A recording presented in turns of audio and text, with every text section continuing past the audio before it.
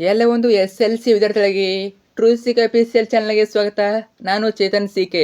ಇವತ್ತಿನ ಈ ಒಂದು ವಿಡಿಯೋದಲ್ಲಿ ನಿಮಗೆ SLC ರಾಜ್ಯ ಮಟ್ಟದ ಪೂರೈಸಿದ ಪರೀಕ್ಷೆಗೆ ವಿಜ್ಞಾನ ವಿಷಯದ ಒಂದು ಪ್ರಶ್ನೆ ಪತ್ರಿಕೆ ಉತ್ತರ ಸಹಿತ ನೋಡೋಣ. ಈ ಒಂದು ಕ್ವಶನ್ ಪೇಪರು ನಿಮ್ಮ ಒಂದು ಪೂರೈಸಿದ ಪರೀಕ್ಷೆ ತುಂಬಾ ಇಂಪಾರ್ಟೆಂಟು. ಯಾಕಂದರೆ ಇದು ಬಿಟ್ಟು ಬೋರ್ಡ್ ಅವರು ಬಿಟ್ಟಿರುವ ಮಾಲಕ್ಷಮರ್ 1 ಮಾದರಿ 1 ಇಲ್ಲಿ ಯಾವ ಪ್ಯಾಟರ್ನ್ ಕೊಟ್ಟಿದ್ದಾರೆ ಇದೇ ರೀತಿ ನಿಮ್ಮ ಒಂದು ಪೂರೈಸಿದ ಪರೀಕ್ಷೆ ಪ್ಯಾಟರ್ನ್ ಇರ್ತದೆ. ಅರ್ಥ ಆಯ್ತಾ? ಪ್ಯಾಟರ್ನ್ ಜೊತೆಗೆ ಕೆಲವೊಂದು ಕ್ವಶನ್ ರಿಪೀಟ್ ಆಗ್ತವೆ. ತಪ್ಪದೆ ಕೊನೆಯವರು ನೋಡಿ. ತುಂಬಾ ಇಂಪಾರ್ಟೆಂಟ್ ಪ್ರಶ್ನೆ ಪತ್ರಿಕೆ. ಬನ್ನಿ ಇವತ್ತಿನ ಈ ಒಂದು ವಿಡಿಯೋನ ಶುರು ಮಾಡೋಣ. ಅದಕ್ಕೆ ಮುಂಚೆ ಯಾರೆಲ್ಲ ಫಸ್ಟ್ ಟೈಮ್ ನಮ್ಮ ಚಾನಲ್ ನೋಡ್ತಿದಾರ ಅಥವಾ ಚಾನಲ್ ನೋಡ್ಕಾರು ಸಬ್ಸ್ಕ್ರೈಬ್ ಮಾಡಿಲ್ಲ ತಪ್ಪದೆ ಚಾನಲ್ನ ಸಬ್ಸ್ಕ್ರೈಬ್ ಮಾಡ್ಕೊಳ್ಳಿ. ಯಾಕಂದರೆ ನಿಮಗೆ ಅನ್ವಲ್ ಎಕ್ಸಾಮ್ ಮುಗಿಯೋವರೆಗೆ ಎಲ್ಲ ವಿಷಯಗಳ ಪಾಸಿಂಗ್ ಪ್ಯಾಕೇಜು, ಸ್ಕೋರಿಂಗ್ ಪ್ಯಾಕೇಜು, ಜೊತೆಗೆ ಫಿಕ್ಸ್ ಬಂದಿರೋ ಪ್ರಶ್ನೆಗಳು, ಜೊತೆಗೆ ಕ್ವಶನ್ ಪೇಪರ್ಗಳು ಎಲ್ಲ ಕೂಡ ಆಗ್ತವೆ. ಅವೆಲ್ಲ ಬೇಕು ಅಂತಂದರೆ ತಪ್ಪದೆ ಚಾನಲ್ನ ಸಬ್ಸ್ಕ್ರೈಬ್ ಮಾಡ್ಕೊಳ್ಳಿ. ನೀವು ಮಾಡ್ಕೊಂಡ್ರೆ ಮಾತ್ರ ಸಿಗ್ತವೆ, ತಪ್ಪದೆ ಮಾಡ್ಕೊಳ್ಳಿ. ಮಾಡಿದ್ರಾ ಜೊತೆಗೆ ವಿಡಿಯೋನ ಲೈಕ್ ಬಿಟ್ಟು ಎಲ್ಲ ಫ್ರೆಂಡ್ಸ್ ಶೇರ್ ಮಾಡಿ. ಪ್ರತಿಯೊಬ್ಬರು ಫ್ರೆಂಡ್ಸ್ ಶೇರ್ ಬಿಟ್ಟು ಅವ್ರು ಕೂಡ ಹೇಳಿ, ಖಂಡಿತ ಶೇರ್ ಮಾಡಿ. ಓಕೆ, ಬನ್ನಿ ಇವತ್ತಿನ ಈ ಒಂದು ವಿಡಿಯೋನ ಶುರು ಮಾಡೋಣ. ಇದು ಒಂದೇ ಪ್ರಶ್ನೆ ಪತ್ರಿಕೆ. ಇನ್ನೂ ಕೂಡ 3 ಬಿಟ್ಟಿದ್ದಾರೆ ಅವರು. ಟೋಟಲಾಗಿ 4 ಬಿಟ್ಟಿದ್ದಾರೆ. ಅವ್ನು ಕೂಡ ಚಾನಲ್ ಆಗಿರುತ್ತೆ, ನೋಡ್ಕೊಳ್ಳಿ. ಇದು ಒಂದೇದು, ಇನ್ನೂ 2, 3, 4 ಅವನು ನೋಡ್ಕೊಳ್ಳಿ. ತಪ್ಪದೆ ನೋಡ್ಕೊಳ್ಳಿ, ಆರಾಮಾಗಿ ನೀವು ಸ್ಕೋರ್ ಮಾಡ್ಬೋದು. ಅರ್ಥ ಆಯ್ತಾ? ನೋಡ್ತಾ ಹೋಗೋಣ. ಇದು ಒಂದೇದು. ಜೊತೆಗೆ ಇನ್ನೊಂದು ಪಾಯಿಂಟ್ ಹೇಳ್ತೀನಿ. ಈಗಲೇ ಬೋರ್ಡ್ ಅವರು ನಿಮಗೆ ನಿಮ್ಮ ಒಂದು ಕರ್ನಾಟಕ ಶಾಲಾ ಪರೀಕ್ಷೆ ಮತ್ತು ಮೌಲ್ಯನಿರ್ಣಯ ಮಂಡಳಿ ಬೋರ್ಡ್ ಅವರು ನಿಮಗೆ ಏನು ಬಿಟ್ಟಿದ್ದಾರೆ, ಒಂದು ಕ್ವಶನ್ ಬ್ಯಾಂಕ್ ಬಿಟ್ಟಿದ್ದಾರೆ. ಅಲ್ಲಿ ಸುಮಾರು ಒಂದು 8,000 ಮೇಲೆ ಕ್ವಶನ್ ಇವೆ. ಅರ್ಥ ಆಯ್ತಾ? 8,000 ಮೇಲೆ ಕ್ವಶನ್ ಇವೆ. ಅವ್ನು ಓದ್ಕೊಂಡ್ರೆ ಸಾಕು, ನೀವು ಆರಾಮಾಗಿ ಎಕ್ಸಾಮಲ್ಲಿ ಔಟ್ ಮಾಡ್ಬೋದು. ಆ 8,000 ಕ್ವಶನ್ ಬಿಟ್ಟು ಬೇರೆ ಯಾವುದೇ ಕ್ವಶನು ನಿಮ್ಮ ಒಂದು ವಾರ್ಷಿಕ ಪರೀಕ್ಷೆಯಲ್ಲಿ ಕೇಳುವುದಿಲ್ಲ. ಅವು 8,000 ಕ್ವಶನಲ್ಲಿ ಬಂದರೆ ಅವು 8,000 ಕ್ವಶನಲ್ಲಿ ಬರ್ತವೆ. ಏನು ಟ್ವಿಸ್ಟ್ ಮಾಡಿರೋ ಅವರು ಆ 8,000 ಕ್ವಶನ್ ಏನು ಕೊಡಬೇಕು, ಬೇರೆ ಯಾವ ಕ್ವಶನ್ ಕೊಡೋ ಹಾಗಿಲ್ಲ. ಅರ್ಥ ಆಯ್ತಾ? ಆ 8,000 ಕ್ವಶನ್ ಬೇಕಂದರೆ ವಿಡಿಯೋ ಹಾಕ್ತೀನಿ ನಾನು. ಅದಕ್ಕಿಂತ ನಾನು ಬೇರೆ ಚಾನಲ್ ಮಾಡಿದ್ದೀನಿ. ಅರ್ಥ ಆಯ್ತಾ?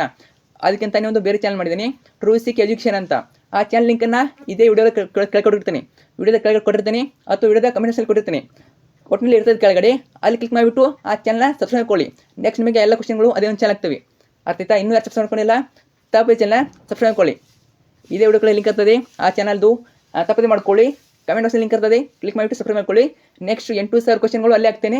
ತಪ್ಪದೆ ನೋಡ್ಕೊಂಡ್ಬಿಟ್ಟು ಆರಾಮಾಗಿ ನಾವು ಸ್ಕೋರನ್ನು ಮಾಡ್ಬೋದು ಮತ್ತು ಪಾಸ್ ಕೂಡ ಆಗ್ಬೋದು. ಓಕೆ, ಈಗ ನೋಡ್ತಾ ಹೋಗೋಣ. 2026ನೇ ಸಾಲಿನ SLC ಮಾದರಿ ಪ್ರಶ್ನೆ 1, SLC ಮಾಡಲ್ ಕ್ವಶನ್ ನಂಬರ್ 1 ಮಾದರಿ ಉತ್ತರಗಳು, ಮಾಡಲ್ ಆನ್ಸರ್ಸು. ಇದು ಬಿಟ್ಟು ವಿಷಯ ವಿಜ್ಞಾನ, ಸಬ್ಜೆಕ್ಟ್ ಸೈನ್ಸು. ಇಲ್ಲಿ ನಿಮಗೆ 3 ಭಾಗ ಮಾಡ್ತಾರೆ. ಭಾಗ A, ಭಾಗ C, ಭಾಗ B, ಭಾಗ C. ಒಟ್ಟಿನಲ್ಲಿ ಭಾಗ A, ಭಾಗ B, ಭಾಗ C ಅಂತ 3 ಭಾಗ ಮಾಡ್ತಾರೆ. ಅರ್ಥ ಆಯ್ತಾ? ಭಾಗ A ಯಲ್ಲಿ ಭೌತ ವಿಜ್ಞಾನ ಇರ್ತದೆ, ಭಾಗ B ಯಲ್ಲಿ ರಸಾಯನ ವಿಜ್ಞಾನ ಇರ್ತದೆ, ಭಾಗ C ಯಲ್ಲಿ ಜೀವ ವಿಜ್ಞಾನ ಇರ್ತದೆ. ಅರ್ಥ ಆಯ್ತಾ?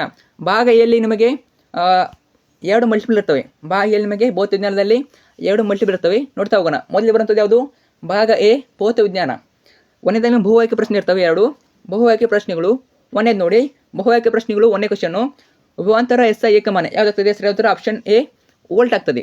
ವೋಲ್ಟ್ ಅನ್ನೋದು ವಿಭವಾಂತರದ SI ಏಕಮಾನ. ವೆರಿ ಇಂಪಾರ್ಟೆಂಟ್, ನೋಡ್ಕೊಳ್ಳಿ. ಇದರ ಜೊತೆಗೆ ಇನ್ನೂ 4 ಬಿಟ್ಟಿದ್ದಾರೆ ಕ್ವಶನ್ ಪೇಪರ್ಗಳು, ಅವನು ನೋಡ್ಕೊಳ್ಳಿ. ಚಾನಲ್ ಆಗಿರ್ತೀನಿ, ಈಗಾಗಲೇ ಪ್ಲೇಸ್ಟಲ್ಲಿವೆ, ತಪ್ಪದೆ ನೋಡ್ಕೊಳ್ಳಿ. ಇನ್ನು ಕ್ವಶನ್ ನಂಬರ್ 2, ಮಸೂರದ ಸಂಗಮ ದೂರದ ವಿಲೋಮವು ಯಾವುದಾಗ್ತದೆ? ಸರಿ ಉತ್ತರ ಆಪ್ಷನ್ A ಮಸೂರದ ಸಾಮರ್ಥ್ಯವಾಗಿದೆ. ಕೇಳ್ತಾರೆ, ಮಸೂರದ ಮೇಲೆ ಕ್ವಶನ್ ಬಂದೇ ಬರ್ತದೆ ಮಲ್ಟಿಪಲಲ್ಲಿ. ಇಂಪಾರ್ಟೆಂಟ್ ನೋಡ್ಕೊಳ್ಳಿ. ನಂತರ ಸೆಕೆಂಡ್ ಮೇನು, ಕೆಳಗಿನ ಪ್ರಶ್ನೆಗಳಿಗೆ ಉತ್ತರಿಸಿ. ನಿಮಗೆ 1 ಅಂಕ ಪ್ರಶ್ನೆ 2 ಇರ್ತವೆ, ಟೋಟಲಾಗಿ 2 ಅಂಕ. 1 ಅಂಕ ಪ್ರಶ್ನೆ 2 ಇರ್ತವೆ, ಟೋಟಲಾಗಿ 2 ಅಂಕ. ಪ್ರತಿಯೊಂದಕ್ಕೂ 1 ಅಂಕ. ಮೂರನೇದು ಫಿಕ್ಸ್ ಬರುವಂಥ ಪ್ರಶ್ನೆ ಯಾವುದು? ವಿದ್ಯುತ್ ಮಂಡಲದಲ್ಲಿ ಬಳಸುವ ಕೆಳಗಿನ ಘಟಕಗಳ ಚಿಹ್ನೆಗಳನ್ನು ಬರೆಯಿರಿ. ವಿದ್ಯುತ್ ಮಂಡಲದಲ್ಲಿ ನಿಮಗೆ ಬಳಸುವ ಕೆಳಗಿನ ಘಟಕ ಚಿಹ್ನೆ ಕೇಳ್ತಾರೆ. ಒಂದು ಚಾರ್ಟ್ ಇದೆ, ನಿಮ್ಮ ಒಂದು ವಿಜ್ಞಾನ ಬುಕ್ಕಲ್ಲಿ ಒಂದು ಚಾರ್ಟ್ ಇದೆ. ಆ ಚಾರ್ಟನ್ನು ನೋಡ್ಕೊಳ್ಳಿ. ಅದರಲ್ಲಿ ನಿಮಗೆ 1 ಮಾರ್ಕ್ಸ್ ಬಂದೇ ಬರ್ತವೆ. ಏನು ಕೊಡ್ತಾರೆ? ಅವ್ರ ಹೆಸರನ್ನ ಕೊಡ್ತಾರೆ, ನೀವು ಚಿಹ್ನೆಯನ್ನು ಬರೀಬೇಕು. ಇಲ್ಲಿ ಕೊಟ್ಟಿದ್ದಾರೆ ನೋಡಿ, 1ನೇದು ಶುಷ್ಕಕೋಶ, 2ನೇದು ರಿಯೋ ಶಾರ್ಟ್ ಕೊಟ್ಟಿದ್ದಾರೆ. 2 ಕೂಡ ಅರ್ಧ ಅಂಕ. ಅರ್ಥ ಆಯ್ತಾ? ಟೋಟಲಾಗಿ 1 ಅಂಕ. ಸೊ ಬರಿಬೇಕು, ಚಿತ್ರವನ್ನು ನೀವು ಬರೀಬೇಕು.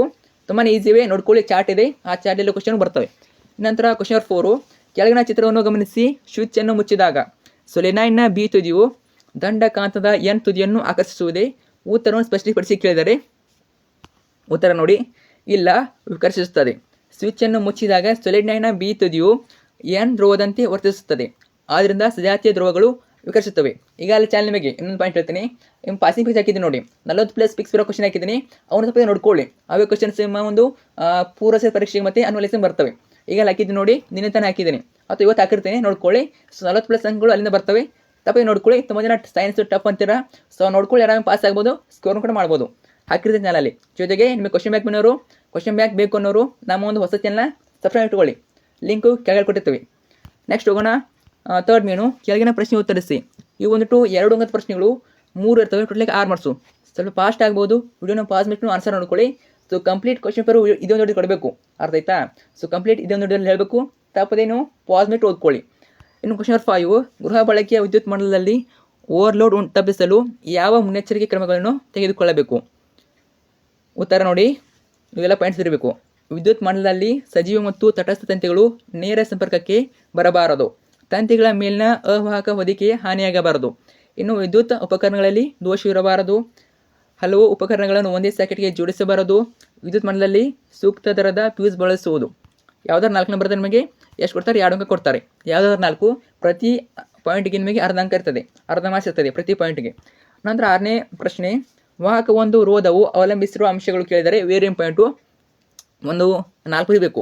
ವಾಹಕದ ಉದ್ದ, ವಾಹಕದ ಅಡ್ಡ ಕೊಯ್ತ ಅಥವಾ ವಾಹಕದ ದಪ್ಪ, ವಾಹಕದ ಪ್ರಾಕೃತಿಕ ಗುಣ, ವಾಹಕದ ತಾಪ. ಈ 4 ಬರೆದರೆ ನಿಮಗೆ ಎಷ್ಟು ಇರ್ತದೆ? 2 ಅಂಕ ಇರ್ತದೆ. ಪ್ರತಿಯೊಂದಕ್ಕೂ ಅರ್ಧ ಅಂಕ ಇರ್ತದೆ, ನೋಡ್ಕೊಳ್ಳಿ ಚೆನ್ನಾಗಿ. ಸೊ ನಿಮಗೆ ಆನ್ಸರ್ ಬಂದಿಲ್ಲ ಅಂದರೂ ಎಷ್ಟು ಪಾಯಿಂಟ್ ಬರ್ತದೆ ಅಷ್ಟು ಬರ್ದು ಬನ್ನಿ, ಅರ್ಥ ಆಯ್ತಾ? ನಿಮಗೆ 1 ಪಾಯಿಂಟ್ ಬಂದರೆ ಅರ್ಧ ಅಂಕ ಒಂದು ಕೊಡ್ತಾರೆ. ಸೊ ಎಷ್ಟು ಬರ್ತದೆ ಅಷ್ಟು ಬರ್ದು ಬನ್ನಿ. ನಂತರ ಕ್ವಶನ್ ನಂಬರ್ 7, ಕೆಳಗೆ ಕೊಟ್ಟಿರುವ ಚಿತ್ರವನ್ನು ಗಮನಿಸಿ ಮತ್ತು ವಿಶ್ಲೇಷಿಸಿ. ಇಲ್ಲಿ ಉಂಟಾದ ದಿಕ್ಪಲ್ಲಟ ಕೋನವನ್ನು ಹೆಸರಿಸಿ ಮತ್ತು ಈ ಕೋನದ ಮೌಲ್ಯವನ್ನು ಗುರುತಿಸಿ. ಮೌಲ್ಯನ ಕೇಳಿದರೆ ಸೊ ಉತ್ತರ ನೋಡಿ, 38 ಡಿಗ್ರಿ. ಕೋನ HGF 38 ಡಿಗ್ರಿ ಆಗ್ತದೆ, ಅರ್ಥ ಆಯ್ತಾ? ಕೋನ HGF ಅನ್ನೋದು ಮತ್ತು 38 ಡಿಗ್ರಿ. ಸೊ ಇದಕ್ಕೆ ನಿಮಗೆ 2 ಅಂಕ ಇರ್ತದೆ, ಅರ್ಥ ಆಯ್ತಾ? ತುಂಬಾ ಈಸಿ ನೋಡ್ಕೋಬೋದು. ಇನ್ನು 4th ಮೇಲೆ ನಿಮಗೆ ಕೆಳಗಿನ ಪ್ರಶ್ನೆ ಉತ್ತರಿಸಿ. ಇವು ಬಂದ್ಬಿಟ್ಟು 3 ಅಂಕ ಪ್ರಶ್ನೆ 3 ಇರ್ತವೆ, ಟೋಟಲಾಗಿ 9 ಅಂಕ, ಪ್ರತಿಯೊಂದಕ್ಕೂ 3 ಅಂಕ. 8ನೇ ನೋಡಿ, ತುಂಬಾ ಇಂಪಾರ್ಟೆಂಟು, ಕೇಳ್ಬೋದು ಕ್ವಶನ್ನು. ನೋಡಿ, ಸಮೀಪ ದೃಷ್ಟಿ ಕಣ್ಣಿನ ಯಾವುದಾದರೂ 2 ಲಕ್ಷಣಗಳನ್ನು ತಿಳಿಸಿ. ಈ ದೋಷವನ್ನು ಹೇಗೆ ಸರಿಪಡಿಸಬಹುದು? ಇನ್ನೊಂದು ಬಿ ಕ್ವಶನ್ನು, ಕಣ್ಣಿನ ಹೊಂದಾಣಿಕೆಯ ಸಾಮರ್ಥ್ಯ ಎಂದರೇನು? ಇದು ಕ್ವಶನ್ನು. ಸೊ ಹೇಗೆ ಎಷ್ಟು ಅರ್ಧ ಅಂಕ ಕೊಡ್ತಾರೆ. ಯಾವುದು ಕೊಡ್ತಾರೆ ಅವರು? ಸೊ 1 ಅಂಕ ಇನ್ನೂ ಅರ್ಧ ಅಂಕ, 1.5 ಅಂಕ ಕೊಡ್ತಾರೆ. ಇನ್ನು ಬಿಗೆ 1.5 ಅಂಕ, ಟೋಟಲಾಗಿ ಎಷ್ಟು? 3 ಅಂಕ. ಈ ರೀತಿ ಹೇಗೆ ನೋಡಿ, ಸೊ 1.5 ಅಂಕ ಪ್ರತಿಯೊಂದು ಪಾಯಿಂಟಿಗೆ ಅರ್ಧ ಅಂಕ ಇರ್ತದೆ. ಸಮೀಪ ದೃಷ್ಟಿಯ ಲಕ್ಷಣಗಳು: ಕಣ್ಣಿನ ಮಸೂರದ ವಕ್ರತೆ ಹೆಚ್ಚಾಗಿರುವುದು, ಕಣ್ಣಿನ ಗುಡಿಯು ಸಹಜ ಸ್ಥಿತಿಗಿಂತ ಉದ್ದವಾಗಿರುವುದು. ನೀವಿನ ಮಸೂರನ್ನು ಬಳಸಿ ಈ ದೋಷವನ್ನು ಸರಿಪಡಿಸಬಹುದು, ಅರ್ಥ ಆಯ್ತಾ? ಸೊ ನೋಡಿ, ಈ 2 ಪಾಯಿಂಟಿಗೆ 1 ಅಂಕ, ಅರ್ಧ ಅಂಕ. ಇನ್ನು ನಿಮ್ಮಿನ ಮಸೂರನ್ನು ಬಳಸಿ ಈ ದೋಷವನ್ನು ಸರಿಪಡಿಸಬಹುದು, ಇದಕ್ಕೆ 1 ಅಂಕ ಇರ್ತದೆ. ಈ ರೀತಿ ಬಿಗೂ ಕೂಡ ಸೊ ಎಷ್ಟಿರ್ತದೆ? 1 ಅಂಕ ಇರ್ತದೆ. ಬಿಗೆ 1 ಅಂಕ ನೋಡಿ. ಸೊ ಸಾರಿ, ನಿಮಗೆ ಏನು ಕೇಳ್ತಾರೆ? ಎಗೆ ಎಷ್ಟಿರ್ತದೆ? 2 ಅಂಕ ಇರ್ತದೆ. ಬಿಗೆ 1 ಅಂಕ ಇರ್ತದೆ. ಈ ರೀತಿ ಕೆಲವೊಂದ್ಸಲ ಈ ರೀತಿ ಕೊಡ್ಬೋದು. ಇದಕ್ಕೆ 1.5 ಅಂಕ, ಈಚೆ ಕಡೆ 1.5 ಅಂಕ, ಎಗೆ 1.5 ಅಂಕ, ಬಿಗೆ 1.5 ಅಂಕ ಕೊಡ್ಬೋದು, ಹೇಳೋಕ್ಕಾಗಲ್ಲ, ಒಟ್ಟಿನಲ್ಲಿ ಕೊಡ್ತಾರೆ. ನೆಕ್ಸ್ಟು 9ನೇ ಪ್ರಶ್ನೆ, ದಿಕ್ಸೂಚಿಯನ್ನು ಉಪಯೋಗಿಸಿಕೊಂಡು ಒಂದು ದಂಡಕಾಂತದ ಸುತ್ತಲೂ ಕಾಂತೀಯ ಬಲರೇಖೆಗಳನ್ನು ಪಡೆಯುವ ಒಂದು ಚಟುವಟಿಕೆಯನ್ನು ವಿವರಿಸಿ. ಚಟುವಟಿಕೆ ಕೇಳಿದರೆ ಇವು ಕೂಡ ಪಾಯಿಂಟ್ಸ್ ಇವೆ. ವಿಡಿಯೋನ ಪಾಸ್ ಮಾಡಿಟ್ಟು ಪಾಯಿಂಟ್ಸ್ ಓದ್ಕೊಳ್ಳಿ, ಎಲ್ಲ ಕೂಡ ಇಂಪಾರ್ಟೆಂಟು. ಒಂದು ಬಿಳಿ ಕಾಗದವನ್ನು ಹಲಗೆಯ ಮೇಲೆ ಜೋಡಿಸಿ ಮಧ್ಯದಲ್ಲಿ ದಂಡಕಾಂತವನ್ನು ಇರಿಸಿ. ದಂಡಕಾಂತದ ಉತ್ತರ ಧ್ರುವ ಹತ್ತಿರ ದಿಕ್ಸೂಚಿಯನ್ನು ಇರಿಸಿ. ದಿಕ್ಸೂಚಿಯ ದಕ್ಷಿಣ ಧ್ರುವವು ಆಯಸ್ಕಾಂತದ ಉತ್ತರ ಧ್ರುವದ ಕಡೆಗೆ ತೋರಿಸುತ್ತದೆ. ದಿಕ್ಸೂಚಿಯ ಉತ್ತರ ಧ್ರುವವು ಸೂಚಿಸಿದ ದಿಕ್ಕಿನಲ್ಲಿ ಕಾಗದ ಮೇಲೆ ಚುಕ್ಕಿ ಗುರುತು ಹಾಕಿ. ದಿಕ್ಸೂಚಿಯ ದಕ್ಷಿಣ ಧ್ರುವವು ಚುಕ್ಕಿಯನ್ನು ಸೂಚಿಸುವ ಸ್ಥಳದಲ್ಲಿ ಇರಬೇಕು. ಇನ್ನು ಕಾಗದ ಮೇಲೆ ದಿಕ್ಸೂಚಿಯ ಉತ್ತರವು ಧ್ರುವವು ಸೂಚಿಸಿದ ಹೊಸ ದಿಕ್ಕಿನಲ್ಲಿ ಚುಕ್ಕಿ ಗುರುತು ಹಾಕಿ. ಸೂಚಿಕೆಲ್ಲ ನಮಗೆ 3 ಅಂಕ ಇರ್ತದೆ. ಇನ್ನು ನೆಕ್ಸ್ಟ್ ಹೋಗೋಣ. ಇನ್ನು ಪಾಯಿಂಟ್ಸ್ ನೋಡಿ, ದಿಕ್ಸೂಚಿಯ ದಕ್ಷಿಣ ಧ್ರುವವನ್ನು ತಲುಪುವವರೆಗೆ ಹಂತಗಳನ್ನು ಪುನರಾವರ್ತಿಸಿ. ಈ ಎಲ್ಲ ಚುಕ್ಕಿಗಳನ್ನು ಸೇರಿಕೊಂಡರೆ ನಾವು ಬಾರ್ ಮ್ಯಾಗ್ನೆಟ್ನ ಕಾಂತೀಯ ಬಲರೇಖೆಗಳನ್ನು ಪಡೆಯುತ್ತವೆ. ಇದಕ್ಕೆ 10 ಆಪ್ಷನ್ ಇರ್ತದೆ ನಿಮಗೆ. ಎಷ್ಟನೇ ಕ್ವಶನ್ ಇದು ನೋಡಿ? 9ನೇ ಕ್ವಶನ್ಗೆ 10 ಆಪ್ಷನ್ ಇರ್ತದೆ. ಸೊ ಅದು ಬರಲಿಲ್ಲ ಅಂದರೆ ಇದು ಬರಿಬೋದು, ಅರ್ಥ ಆಯ್ತಾ? 2ರಲ್ಲಿ ಒಂದನ್ನು ಬರೀಬೇಕು. ವಿದ್ಯುತ್ ಪ್ರವಾಹ ಇರುವ ವಾಹಕವನ್ನು ಕಾಂತಕ್ಷೇತ್ರದಲ್ಲಿ ಇರಿಸಿದಾಗ ಅದು ಯಾಂತ್ರಿಕ ಬಲವನ್ನು ಅನುಭವಿಸುತ್ತದೆ ಎಂದು ತೋರಿಸುವ ಒಂದು ಪ್ರಯೋಗವನ್ನು ವಿವರಿಸಿ. ತುಂಬ ಇಂಪಾರ್ಟೆಂಟು, ಪ್ರಯೋಗಗಳನ್ನ ಕೇಳ್ತಾರೆ, ಅರ್ಥ ಆಯ್ತಾ? ಈ ರೀತಿ ಕ್ವಶನ್ ಓದ್ಕೊಳ್ಳಿ, ತುಂಬ ಇಂಪಾರ್ಟೆಂಟ್ ಪ್ರಶ್ನೆಗಳು, ಅರ್ಥ ಆಯ್ತಾ? ಸೊ ತುಂಬ ಜನ ಕೇಳ್ತಾರೆ ಇವೇ ಬರ್ತಾವಂತ ಹೇಳೋಕ್ಕಾಗಲ್ಲ. ಇದು ಮಾಡೆಲ್ ಮಾತ್ರ, ಇದೇ ಪ್ಯಾಟರ್ನಲ್ಲಿ ಕೇಳ್ತಾರೆ, ಬಟ್ ಇವೇ ಕ್ವಶನ್ ಕೇಳ್ತಾರೆ, ಬಟ್ ಎಲ್ಲವನ್ನ ಕೇಳೋದಿಲ್ಲ. ಕೆಲವೊಂದು ಕ್ವಶನ್ ರಿಪೀಟ್ ಆಗ್ತವೆ, ನೋಡ್ಕೊಳ್ಳಿ ಚೆನ್ನಾಗಿ. ನೀವು 4 ಮಾರ್ಕ್ಸ್ ನೋಡ್ಕೊಳ್ಳಿ, ಅರ್ಥ ಆಯ್ತಾ? 4 ನೋಡ್ಕೊಳ್ಳಿ, ರಿಪೀಟ್ ಆಗ್ತವೆ ಕ್ವಶನ್ಗಳು, ಇಲ್ಲಿ ಕೂಡ ರಿಪೀಟ್ ಆಗ್ತವೆ, ಚೆನ್ನಾಗಿ ನೋಡ್ಕೊಳ್ಳಿ. ಸೊ ನಮಗೆ ಫಿಕ್ಸ್ ಬೇಕು ಅನ್ನೋರು ಚಾನಲ್ ಹಾಕಿರ್ತೀನಿ ನೋಡಿ, 40+ ಅಂಕ ಹಾಕಿರ್ತಾನೆ, ಅದು ನೋಡ್ಕೊಳ್ಳಿ, ಆರಾಮಾಗಿ ಫಿಕ್ಸ್ ಬಂದೇ ಬರ್ತವೆ. ನೆಕ್ಸ್ಟ್ ಕ್ವಶನ್ ನಂಬರ್ 10, ನೇಮನ ದರ್ಪಣದ ಮುಂದೆ ಸಿಯಿಂದ ದೂರದಲ್ಲಿ ವಸ್ತುವೊಂದು ಇರಿಸಿದಾಗ ಪ್ರತಿಬಿಂಬವು ಉಂಟಾಗುವಿಕೆಯನ್ನು ತೋರಿಸುವ ರೇಖಾಚಿತ್ರವನ್ನು ಬರೆಯಿರಿ. ಪ್ರತಿಬಿಂಬದ ಸ್ಥಾನ ಮತ್ತು ಸ್ವಭಾವವನ್ನು ತಿಳಿಸಿ. ಫಿಕ್ಸ್ ಕೇಳ್ತಾರೆ, ಅರ್ಥ ಆಯ್ತಾ? ಒಂದು ಕ್ವಶನ್ ಬಂದೇ ಬರ್ತದೆ. ಜೊತೆಗೆ ನೀವು ಹಿಂಗೆ ಕೇಳ್ತಾರೆ, ಅವರು ಸ್ಥಾನ ಮತ್ತು ಸ್ವಭಾವ ಕೇಳ್ತಾರೆ. ಟೋಟಲಾಗಿ ಒಂದು 3 ಮಾರ್ಕ್ಸ್ ಬಂದೇ ಬರ್ತದೆ, ಏನೋ ಡೌಟ್ ಇಲ್ಲ, ಬರ್ತದೆ, ಚೆನ್ನಾಗಿ ನೋಡ್ಕೊಳ್ಳಿ, ಅರ್ಥ ಆಯ್ತಾ? ಸ್ವಲ್ಪ ಟಫ್ ಆಗೋದು, ಒಂದು 4 ರಿಂದ 5 ಸಲ ಪ್ರಾಕ್ಟೀಸ್ ಮಾಡಿ, 4 ರಿಂದ 5 ಸಲ ಪ್ರಾಕ್ಟೀಸ್ ಮಾಡ್ಕೊಳ್ಳಿ, ಬರ್ತದೆ. ಇನ್ನು ತುಂಬಾ ಈಸಿ, ಸೊ ಅಷ್ಟೊಂದು ಟಫ್ ಇರೋದಿಲ್ಲ. ಆದರೆ ನಿಮಗೆ ಏನಾಗ್ತದೆ, ಚಿತ್ರ ಬರಲಿಲ್ಲ ಅಂದರೆ ಮಾಡಿ, ಕೇವಲ ಸ್ವಭಾವ ಮತ್ತು ಸ್ಥಾನ ನೋಡ್ಕೊಳ್ಳಿ. ನಿಮಗೆ ಚಿತ್ರ ಬರ್ತಿಲ್ಲ ಅಂದರೆ ಚಿತ್ರ ಬಿಟ್ಬಿಡಿ, ಸ್ವಭಾವ ಮತ್ತು ಸ್ಥಾನವನ್ನು ನೋಡ್ಕೊಳ್ಳಿ, ಅದಕ್ಕೆ 2 ಅಂಕ ಇರ್ತದೆ. ಚಿತ್ರಕ್ಕೆ 1 ಅಂಕ, ಸ್ವಭಾವ ಮತ್ತು ಸ್ಥಾನಕ್ಕೆ 2 ಅಂಕ ಕೊಡ್ತಾರೆ. ಈ ರೀತಿ ನೋಡಿ, ಚಿತ್ರಕ್ಕೆ 2 ಅಂಕ ಕೊಟ್ಟಿದ್ದಾರೆ, ಕೆಲವೊಂದ್ಸಲ ಚಿತ್ರಕ್ಕೆ 1 ಅಂಕ ಕೊಡ್ತಾರೆ, ಅರ್ಥ ಆಯ್ತಾ? ಇಲ್ಲಿ 2 ಅಂಕ ಕೊಟ್ಟಿದ್ದಾರೆ. ಇನ್ನು ಸ್ವಭಾವಕ್ಕೆ, ಸ್ಥಾನ ಮತ್ತು ಸ್ವಭಾವಕ್ಕೆ 1 ಅಂಕ ಕೊಟ್ಟಿದ್ದಾರೆ, ಅರ್ಥ ಆಯ್ತಾ. ಆಲ್ಮೋಸ್ಟ್ ಚಿತ್ರಕ್ಕೆ 2 ಅಂಕ ಕೊಡ್ತಾರೆ. ಸೊ ನಿಮಗೆ ಚಿತ್ರ ಬಂದಿಲ್ಲ ಅಂದರೂ ಸ್ಥಾನ ಮತ್ತು ಸ್ವಭಾವ ಬರೆದು ಬನ್ನಿ. ನೆಕ್ಸ್ಟು ಇನ್ನು ಐದನೇ ಮೇನು ಕೆಳಗಿನ ಪ್ರಶ್ನೆಗೆ ಉತ್ತರಿಸಿ. ಇವು ಬಂದ್ಬಿಟ್ಟು 4 ಅಂಕ ಪ್ರಶ್ನೆಗಳು ಎರಡು ಇರ್ತವೆ. ಟೋಟಲಾಗಿ 8 ಅಂಕ. ಪ್ರಶ್ನೆದಕ್ಕೆ ಎಷ್ಟು ಅಂಕ? 4 ಅಂಕ. ಇಲ್ಲಿ ನಿಮಗೆ AB ಅಂತ ಕೊಡ್ತಾರೆ. ಡೈರೆಕ್ಟಾಗಿ ನಮಗೆ 4 ಅಂಕ ಕೊಡೋದಿಲ್ಲ, ಅವರು AB ಅಂತ ಮಾಡ್ತಾರೆ. ನೋಡೋಣ ಏನು ಕೇಳಿದರೆ ಕ್ವಶನು. ನೋಡಿ, ಕೆಳಗಿನ ಕೋಷ್ಟಕವನ್ನು ಗಮನಿಸಿ. ಕೆಳಗಿನ ಪಟ್ಟಿಯಲ್ಲಿರುವ ಯಾವ ವಿದ್ಯುತ್ ಉಪಕರಣವು ಹೆಚ್ಚು ಶಕ್ತಿಯನ್ನು ಬಳಸುವುದು? ವಿದ್ಯುತ್ ಸಾಧನಗಳು, ವಿದ್ಯುತ್ ಸಾಮರ್ಥ್ಯ, ಬಳಕೆಯ ಕಾಲು ಕೊಟ್ಟಿದ್ದಾರೆ, TV, ಟೋಸ್ಟರ್ ಕೊಟ್ಟಿದ್ದಾರೆ. ನೋಡ್ಕೊಳ್ಳಿ. ನೆಕ್ಸ್ಟು ಕ್ವಶನ್ ಬಿ ಏನು ಕೇಳಿದರೆ 2 ಓಮ್ ಮತ್ತು 4 ಓಮ್ನ ರೋಧಕಗಳನ್ನು ಸಮಾಂತರವಾಗಿ ಜೋಡಿಸಲಾಗಿದೆ. 4 ಓಮ್ ಇರುವ ಸ್ಥಳದಲ್ಲಿ 6 ಓಮ್ನ ರೋಧಕವನ್ನು ಬಳಸಿದರೆ ಆಗ ಈ 2 ಜೋಡಣೆಗಳಲ್ಲಿ ದೊರಕಿದ ಒಟ್ಟು ರೋಧಗಳ ನಡುವಿನ ವ್ಯತ್ಯಾಸವನ್ನು ಕಂಡುಹಿಡಿಯಿರಿ. ಈ 2 ಇಂಪಾರ್ಟೆಂಟು ರಿಪೀಟ್ ಆಗುವುದು ಕ್ವಶನ್ಗಳು. ಜಸ್ಟ್ ನಂಬರ್ ಚೇಂಜ್ ಮಾಡ್ತಾರೆ, ಆನ್ಸರ್ ಒಂದೇ ಇರ್ತವೆ. ನೋಡ್ಕೊಳ್ಳಿ. ಸೊ ನೋಡ್ಕೊಳ್ಳಿ, ಮೊದಲು ಏನು ಕಂಡುಬೇಕು? TV ಬಳಸಿದ ಒಟ್ಟು ಶಕ್ತಿಗಳು ಗೊತ್ತಿರಬೇಕು, DB ಬಳಸಿದ ಒಟ್ಟು ಶಕ್ತಿ ಗೊತ್ತಿರಬೇಕು, ಆಮೇಲೆ ಟೋಸ್ಟರ್ ಬಳಸಿದ ಒಟ್ಟು ಶಕ್ತಿ ಗೊತ್ತಿರಬೇಕು. ಅರ್ಥ ಆಯ್ತಾ. ಟೋಸ್ಟರ್ ಹೆಚ್ಚು ಶಕ್ತಿಯನ್ನು ಬಳಸುತ್ತದೆ. ಇನ್ನು 2 ಕಂಪೇರ್ ಮಾಡಬೇಕು ನೀವು. ಟೋಸ್ಟರ್ ಹೆಚ್ಚು ಬಳಸ್ತದ ಇಲ್ಲ TV ಬಳಸ್ತದ? ಹೆಚ್ಚು ಬರಿಬೇಕನ್ನ. ಟೋಸ್ಟರ್ ಹೆಚ್ಚು ಬಳಸುತ್ತದೆ, 1 ಅಂಕ ಇರ್ತದೆ. ಅರ್ಥ ಆಯ್ತಾ. ನಂತರ ಬಿ ಏನು ಕೇಳಿದ್ದಾರೆ ಇಲ್ಲಿ? ಸೊ ಬರಿಬೇಕು. ಎಷ್ಟು ಇದು ಆನ್ಸರು? ಸೊ ಎಷ್ಟು ಬರ್ತದೆ? 0.17 ಓಮ್ ಬರ್ತದೆ ನೋಡಿ. ಅರ್ಥ ಆಯ್ತಾ. ಈ 2 ಜೋಡಣೆಗಳಲ್ಲಿ ದೊರಕಿದ ಒಟ್ಟು ರೋಧಗಳ ನಡುವೆ ವ್ಯತ್ಯಾಸ ಆಗ್ತದೆ, 0.17 ಓಮ್ ಬರ್ತದೆ. ಸೊ ಎಲ್ಲ ಸ್ಟೆಪ್ಪಿಗೆ ಮಾಡಿಸ್ತದೆ. ಅರ್ಥ ಆಯ್ತಾ. ನೀವು ನೋಡ್ಕೊಂಡಿರ್ತಾರ. ಸೊ ಪೂರ್ತಿ ಲೆಕ್ಕ ಮಾಡಿದ್ರೆ ಮಾತ್ರ ಅಂಕ ಕೊಡ್ತಾರೆ ಅಂತ ಇಲ್ಲ, ನೀವು ಪ್ರತಿ ಸ್ಟೆಪ್ಪಿಗೆ ಮಾಡಿಸ್ತದೆ. ನೋಡ್ಕೊಳ್ಳಿ, ತುಂಬಾ ಇಂಪಾರ್ಟೆಂಟ್ ಪ್ರಶ್ನೆ. ಸೊ ನಿಮಗೆ ಪಾಸಿಂಗ್ ಪೇಜ್ ಹೇಳುವಾಗ ಹೇಳಿರ್ತೇನೆ, ನೋಡ್ಕೊಳ್ಳಿ. ಇಲ್ಲಿ ಕೂಡ ನೆಕ್ಸ್ಟ್ 10 ಆಪ್ಷನ್ ಇರ್ತದೆ ನಿಮಗೆ. 10 ಆಪ್ಷನಲ್ಲಿ ನಿಮಗೆ ಏನಿರ್ತದೆ? ಇಲ್ಲಿ ಕೂಡ ಸೇಮ್ ಕ್ವಶನ್ಸು. 350 ವ್ಯಾಟ್ ಸಾಮರ್ಥ್ಯದ ಬ್ರೆಡ್ ಟೋಸ್ಟರ್ ದಿನಕ್ಕೆ 6 ಗಂಟೆ ಕಾಲ ಬಳಕೆ ಆಗುತ್ತದೆ. 250 ವ್ಯಾಟ್ ಸಾಮರ್ಥ್ಯದ ಇಸ್ತ್ರಿ ಪೆಟ್ಟಿಗೆಯು ದಿನಕ್ಕೆ 4 ಗಂಟೆ ಕಾಲ ಬಳಕೆ ಆಗುತ್ತದೆ. ಈ ಉಪಕರಣಗಳನ್ನು 30 ದಿನ ಕಾಲ ಬಳಸಿದರೆ 1 ಕಿಲೋ ವ್ಯಾಟ್ಗೆ ರೂ 4ರಂತೆ ಉಪಯೋಗಿಸಿದ ಶಕ್ತಿ ಒಟ್ಟು ಮೌಲ್ಯವನ್ನು ಲೆಕ್ಕಾಚಾರ ಮಾಡಿ. ಇದೇ ರೀತಿ AB ಕ್ವಶನ್ ಇರ್ತವೆ. ನೋಡ್ಕೊಳ್ಳಿ. ಸೊ ಆನ್ಸರ್ ಇವೆ ಎಲ್ಲ ನೋಡಿ, ಪಾಸ್ಬಿಟ್ಟು ಆನ್ಸರ್ ನೋಡ್ಕೊಳ್ಳಿ. ಆಲ್ಮೋಸ್ಟ್ ಈಗಾಗಲೇ LBಯಲ್ಲಿ FPಯಲ್ಲಿ ಕಲಿತಿರ್ತೀರ.